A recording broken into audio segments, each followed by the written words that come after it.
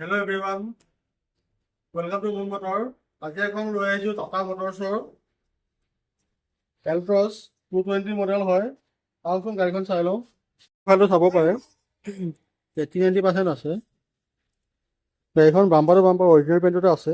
আহকচোন ভিতৰখন চাই লওঁ। পাৱাৰ ষ্টিৰিঙৰ হয়, ৰানিং অনলি 65,000 চলিছে। মিউজিক চিষ্টেম পাই যাব, AC হিটাৰ ৰানিং কণ্ডিশ্যন আছে। মেনুৱেল ট্ৰান্সমিশ্যনো হয়, 1.2 diesel engine. Leather seat cover লগতে লাগি আছে। ABS এয়াৰবেগ পাই যাব। 4খন ডোৰ আপোনাৰ পাৱাৰ পাব।